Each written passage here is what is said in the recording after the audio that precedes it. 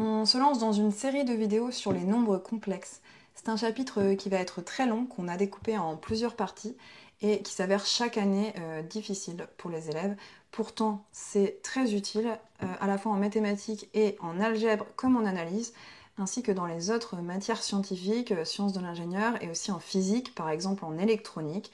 Enfin, vous allez vous rendre compte dès cette année que c'est vraiment très important. On va reprendre ce qui a été fait au lycée en maths experte et aller beaucoup plus loin. Et on va commencer par une première vidéo sur des rappels, et pour certains, et des compléments, en supposant la notion de nombre complexe déjà vue, notamment tout ce qui concerne les formes algébriques et trigonométriques. Si on considère deux points du plan A et B, on sait que le vecteur AB il a pour coordonnées xb moins xa, yb moins ya, c'est-à-dire coordonnées de B moins coordonnées de A. Bien en fait le vecteur AB il a pour affixe zab égale zb moins za. Voilà comment on traduit ça avec les complexes. Coordonnées de B moins coordonnées de A, ici l'affixe du vecteur c'est affixe de B moins affixe de A. Vous connaissez la relation de Schall qui vous dit que le vecteur AC est égal au vecteur AB plus le vecteur BC. Regardons comment ça se traduit avec les complexes. En fait, l'affixe de AC, c'est ZC moins ZA. Si je veux faire apparaître l'affixe du vecteur AB plus l'affixe du vecteur BC, je vais essayer de faire apparaître ZB. Et pour cela, je vais utiliser un télescopage. En fait, je vais écrire que ZC moins ZA, c'est ZC moins ZB plus ZB afin qu'il se télescope et moins ZA. Bien, effectivement, du coup, j'ai bien l'affixe du vecteur BC plus l'affixe du vecteur AB. De façon générale, une relation de Schall, donc par exemple ici à n plus 1 point, donc qui vous dit que le vecteur A0n, c'est la somme des AK plus 1 pour k allant de 0 à n-1. Bien, comment ça se traduit dans les complexes? Eh bien, par un télescopage. En fait, Zn moins Z0, si je veux faire apparaître toutes les autres affixes des points, ben en fait, je vais utiliser un télescopage. Je vais dire que c'est Zn moins Zn-1 qui correspond à l'affixe du vecteur An-1 à n. Ici, j'ai rajouté, j'ai moins Zn plus 1, donc plus Zn plus 1, moins Zn moins 2, Zn moins 1, pardon, plus etc., plus Z2 moins Z1, plus Z1 moins Z0. Et j'ai bien tout qui se télescope, il me reste Zn moins Z0. Donc ça, je peux l'écrire comme la somme pour k allant de 0 à n-1 de zk plus 1, pour que ici mon dernier terme corresponde à zn, et moins zk. En conclusion, une relation de Schall avec les vecteurs se traduit dans les complexes par un télescopage en fait.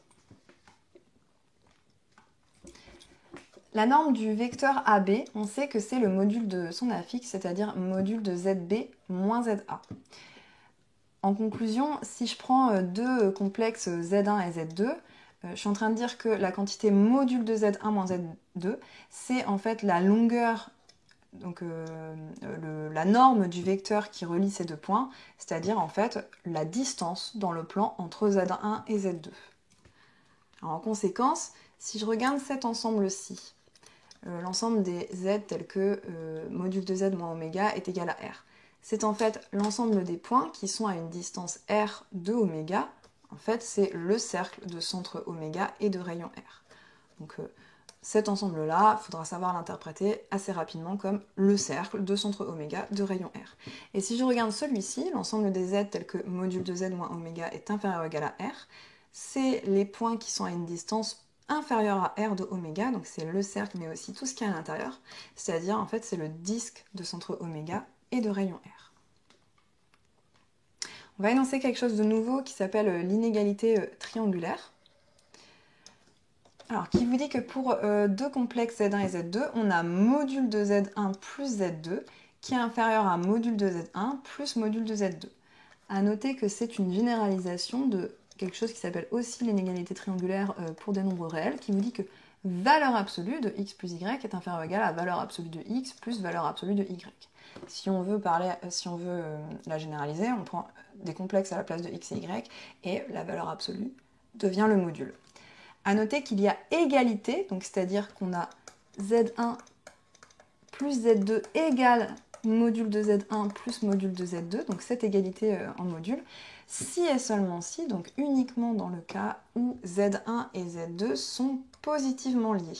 Qu'est-ce que ça veut dire positivement liés? Ça veut dire qu'il y a un lien entre Z1 et Z2, autrement dit ils sont collinéaires ou encore proportionnels, mais avec un rapport K qui est positif. Donc il existe un K positif tel que Z2 égale K fois Z1 ou Z1 égale K fois Z2. Géométriquement, ce que ça veut dire, c'est que Z1 et Z2 sont collinéaires, mais en plus avec un rapport positif. Donc 0, Z1 et Z2 vont être alignés, mais Z1 et Z2 vont être du même côté en fait de l'origine. Ils sont collinaires de même sens en fait. Si on regarde une traduction géométrique de ce que nous dit l'inégalité triangulaire, en fait, vous allez voir que c'est très simple. On sait que module de Z1 plus Z2, c'est donc la distance entre 0 et Z1 plus Z2, donc c'est ce que je suis en train de colorier en rouge, cette longueur-là. On sait que module de Z1, c'est la distance entre 0 et Z1, c'est donc ici ce qui est colorié en rose, et module de Z2, c'est ce que j'ai ici, que je retrouve ici dans ce triangle. Donc en fait, l'inégalité triangulaire me dit que le côté du triangle que j'ai colorié en rouge, il est plus petit que la somme des deux autres, en fait, des deux autres côtés. En fait, c'est vrai dans n'importe quel triangle, c'est quelque chose que vous avez vu au collège, que vous avez appelé inégalité triangulaire, qui vous dit que dans un triangle, n'importe quel côté est plus petit que la somme des deux autres. Donc, en fait, voilà une façon de le démontrer qui n'est pas rigoureuse, mais qui est géométrique. Le cas d'égalité, on a dit que ça correspondait au cas où Z1 et Z2 étaient positivement liés, c'est-à-dire que 0, Z1 et Z2 sont alignés et Z1 et Z2 sont du même côté de l'origine. Dans ce cas-là, on a bien effectivement Z1 plus Z2 qui va aussi être aligné et on a bien l'égalité Z1 plus Z2 en module, donc la longueur est égale à module de Z1 plus module de Z2. Quelques remarques pour finir.